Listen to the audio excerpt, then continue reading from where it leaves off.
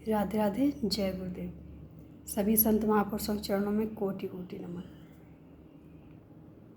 आज नवरात्रि का दूसरा दिन है।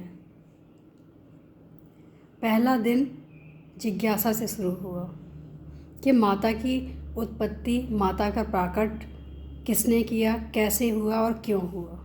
ये 3 प्रश्न। किस कारण से उनका प्राकट हुआ और किसने किया और कैसे हुआ।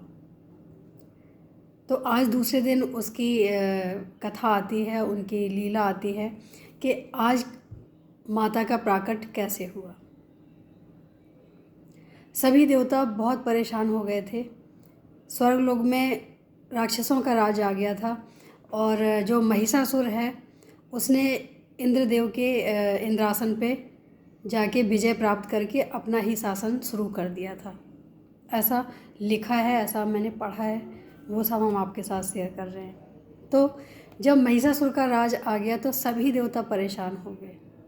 जब सभी देवता परेशान होके ब्रह्मा जी के पास गए, ब्रह्मा जी बोले हमारे हाथ में नहीं है।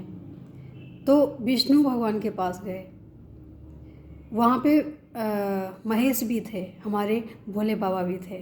तो ब्रह्मा विष्णु महेश जब तीनों मिले और सभी की जो अर्जी थी, जो सबकी निवेदन थे कि हमें कैसे भी करके इस राक्षस से मुक्ति दिलाओ, कैसे हम अपना राज्य, अपना सिंहासन कैसे हम वापस पाएं। अभी हमारे सिंहासन पे उस राक्षस का राज्य है। तो उनके क्रोध से जो ज्वाला निकली है, ब्रह्मा विष्णु महेश, ये तीनों देवताओं के जो मुख से एक अग्नि प्रकट हुई है, ज्वाला प्रकट हुई है क्रोध से, उसका एक आकार बना है और वो आकार एक स्त्री का आकार बना है जो हमारी माँ दुर्गे का है। आज ब्रह्मचारिणी माँ की पूजा होती है। ब्रह्म का मतलब है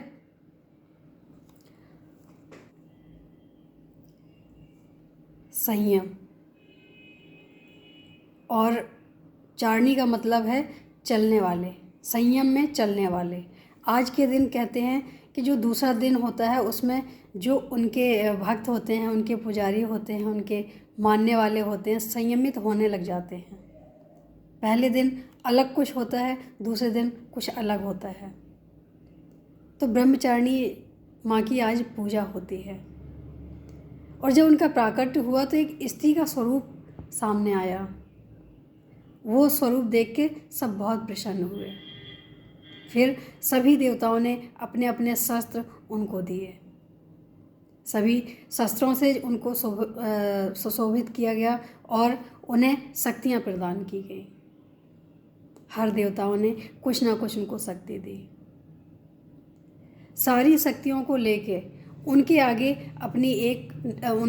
उनका एक अपना एक निवेदन रखा गया कि जीवन में ये संघर्ष हम करते करते परेशान हो गए हैं। सभी देवताओं ने संघर्ष किया, कई सालों तक संघर्ष किया, लेकिन उसका कोई भी फल नहीं मिला।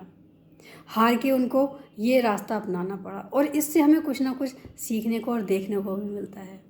देखने को ये मिलता है कि जब तक आप जीवन में भी अकेले लड़ते रहोगे तो कहीं ना कहीं कमज़ोर ही रहोगे। जो एकता में, जो बंधन में जो पावर है वो अकेले में नहीं है। देवताओं के साथ भी ऐसे ही हुआ। जब तक वो अकेले संघर्ष करते रहे तो उस पर विजय प्राप्त नहीं कर पाए, क्योंकि वो एक शक्तिशाली राक्षस था। वहीं जब उन्होंने अपनी सारी शक्तियाँ एक साथ कर दी, एक स्वरूप तैयार कर दिया, माता को अब प्राकट हुआ, उसी शक्ति ने जो सभी की शक्तियों को मिला के एक शक्ति बनी, उसने उस दुष्ट का वध किया। हमें हर कहीं कुछ ना कुछ सीखने को मिलता है। हम किसी भी चीज़ को देख के हम ऐसे ही छोड़ देते हैं, हमें नहीं छोड़ना चाहिए। जीवन में हमें बहुत कुछ सीखने को मिलता है और सीखना भी चाहिए कि एकता हमारे लिए, चाहे वो घर के लिए हो, चाहे वो परिवार के लिए हो, चाहे हमारे पड़ोस के लिए हो, चाहे वो देश के लिए हो, एकता बहुत ज़रूरी है। एकता में तोड़ पाना बहुत मुश्किल है। एकता में शक्ति बहुत है। तो अगर हम एकता से रहते हैं तो हमें कोई नहीं तोड़ पाता। हमें तोड़ते ही जब हम अकेले अकेले हो जाते हैं, जब हम साथ लेके नहीं चलते हैं।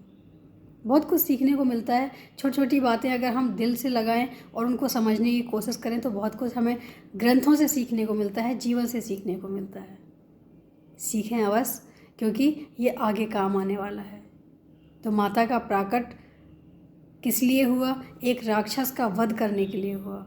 और कैसे हुआ? सारे देवताओं की शक्तियों को मिला के उनका प्राकट्य हुआ। तो मुझे लगता है कि जब ज़रूरत पड़ती है तो माता का प्राकट्य होता है, शक्ति का प्राकट्य होता है। माता का स्वरूप शक्ति स्वरूप है। भगवान हर चीज़ के लिए तैयार होते हैं। भगवान हर वो चीज़ देते हैं जिसकी ज़रूरत एक इंसान को होती है। और ऐसे ही जब सारे देवताओं ने निवेदन किया तो उनको भी वही दिया। लेकिन सबको विश्वास है कि हम अगर नारायण के पास जा रहे हैं, अपने विष्णु के पास जा रहे हैं, तो हम वहाँ से खाली नहीं लौटेंगे, क्योंकि सारी परेशानियों का हल उनके पास है। तो मुझे लगता है कि कहीं ना कहीं देखा जाए तो अगर हम विश्वास करते हैं और हम अगर आश्रित भी हैं तो हम बेसहारा नहीं हो सकते हैं। हमें सहारा भी मिलेगा, हमें ताकत भी मिलेगी। तो हमें करना क्या है? भगवान पे सबसे पहले विश्वास करना है। जो भी हमारे इष्ट हैं सबसे पहले हमें विश्वास करना है और ये लेके चलना है, ये मान के चलना है कि अगर वो हमारे साथ हैं तो हमारे साथ गलत नहीं हो सकता है। कहीं ना कहीं कोई ना कोई हल जरूर निकल आएगा। आज के लिए इतना ही कि माता का प्राकट असुरों के लिए हुआ और माता का प्राकट देवताओं ने मिलके किया। इतना ही काफ़ी है। आज के लिए इतना ही। राधे राधे, जय गुरुदेव।